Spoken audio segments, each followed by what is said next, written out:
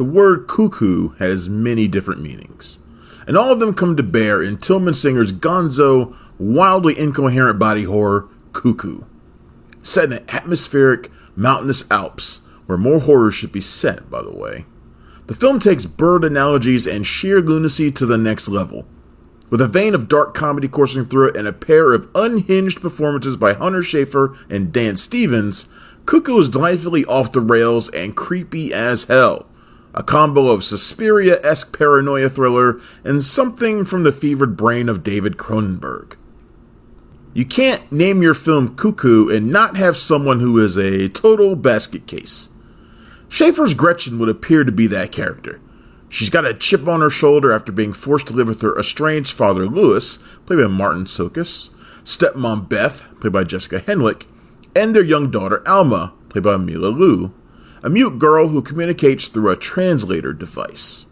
One might expect that moving to a gorgeous, isolated resort in the Bavarian Alps would cure any resentment, but not for Gretchen. Voicemail messages reveal that she's deeply homesick and missing her mother, and also the bandmates who miss her creative input. danstevens' Mr. König clearly has a screw loose too.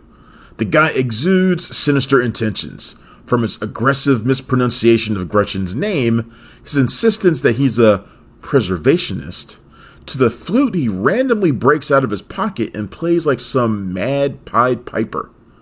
He owns the resort and has Louis helping to design another, but he's got an Eddie Haskell thing going on too. König is too welcoming to be sincere. However, Gretchen, fearing extreme boredom, takes a job at his resort working the front desk. Weird shit starts happening almost immediately, because of course it does.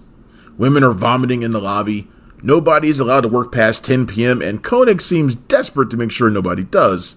There's also a strange blonde woman with glowing eyes and a mouth that unhinges like a snake who is stalking Gretchen's every move.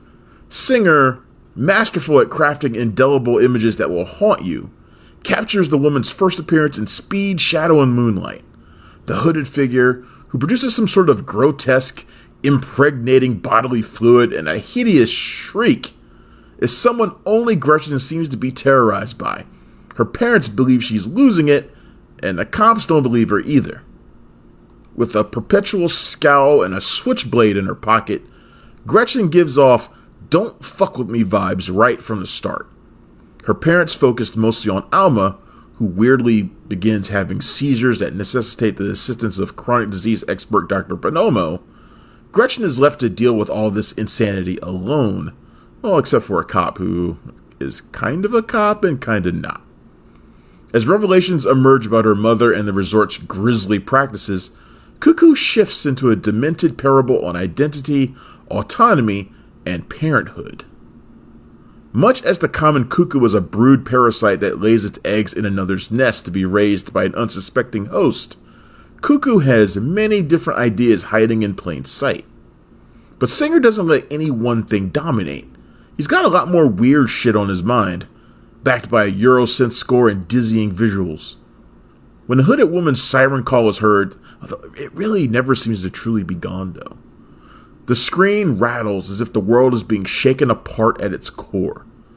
That unsettled feeling continues as Gretchen befriends a mysterious guest, Ed, played by Astrid Burgess Frisbee, who she instantly sparks with, but we know their sexual chemistry will have to come with a terrible cost.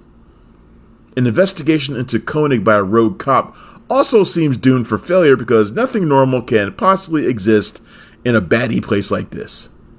Much like her breakthrough role in Euphoria, Schafer is the embodiment of defiant fury as Gretchen refuses to be a victim. Continuing what has been a stellar year on the big screen, Schafer shows levels of resentment and vulnerability within Gretchen that are believable, even with all of the unbelievable stuff happening around her. As for Stevens, he's just having the most fun ever this year. His König, with a pinpoint German affectation, is the kind of villain who hides his vile nature behind a mask of professionalism and civility. The weirder Cuckoo gets, the better. But Singer could have ratcheted up their weirdness to another level, I think. At times it feels as if Singer is struggling to figure out how far to take it, or exactly what kind of horror he wants his film to be. The uncertainty dulls some of the suspense during a laborious second act, but Cuckoo recovers during a final stretch that is calibrated to deliver maximum freakishness with an abundance of style. Cuckoo is open in theaters now, and it gets a 3.5 out of 5. Thanks for checking out the show. If you like what we're laying down, please subscribe to our channel and click the bell to receive notifications for all of our latest stuff.